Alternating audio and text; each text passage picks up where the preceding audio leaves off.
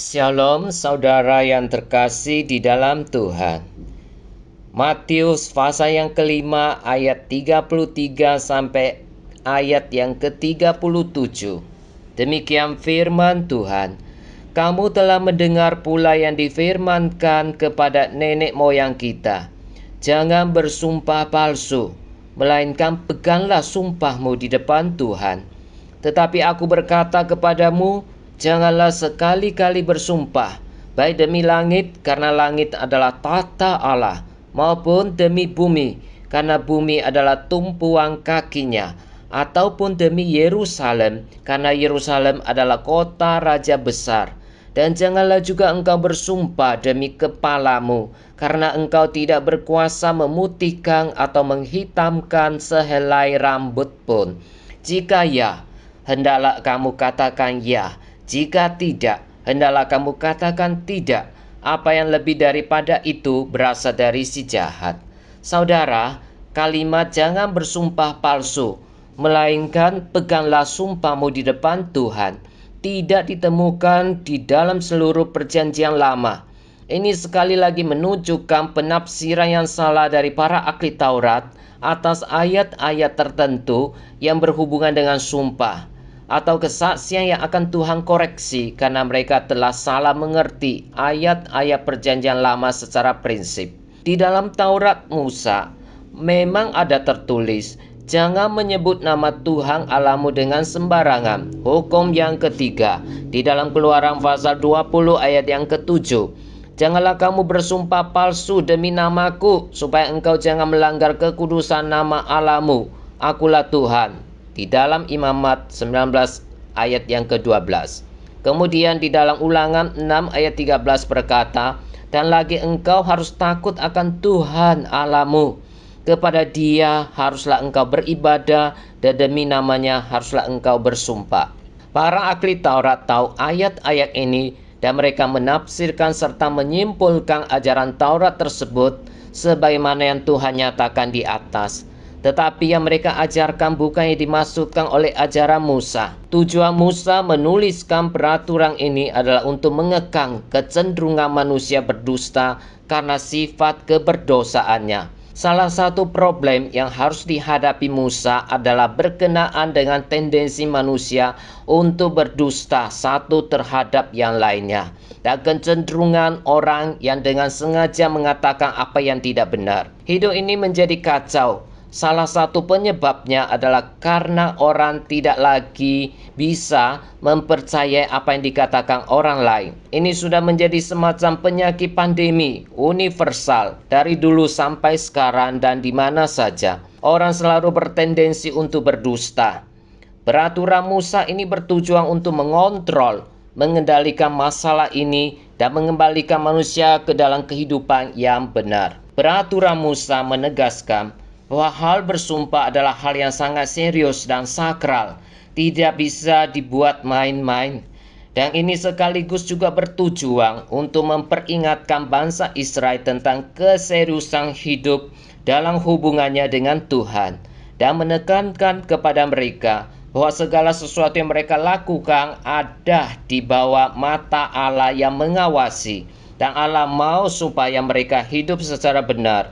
Orang Israel harus tahu bahwa sebagai umat Allah, apa saja yang mereka lakukan dalam kehidupan sehari-hari adalah penting.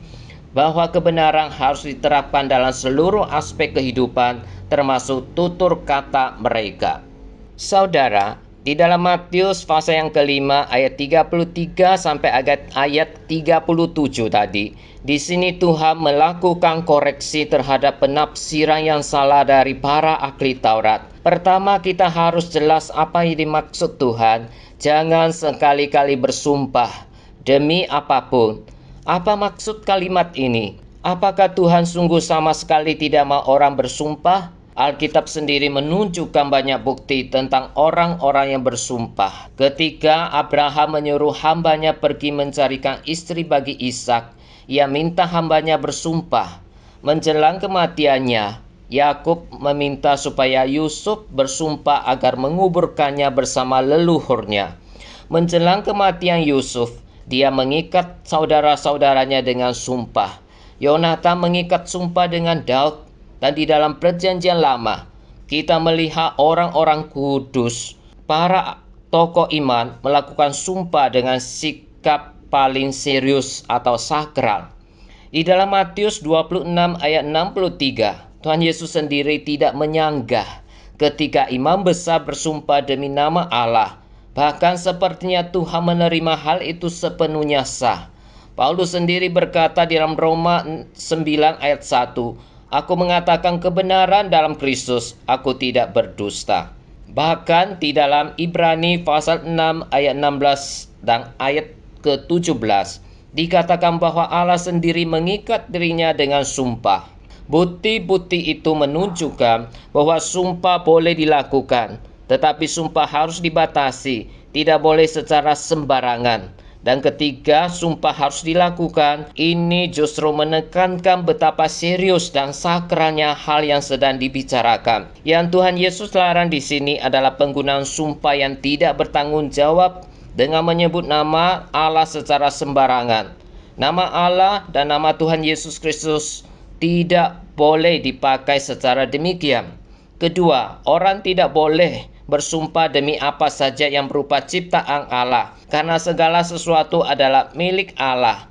Orang hanya boleh bersumpah demi nama Tuhan, bukan demi sesuatu yang lainnya. Lebih jauh, Tuhan melarang penggunaan sumpah di dalam percakapan sehari-hari yang tidak memerlukan sumpah.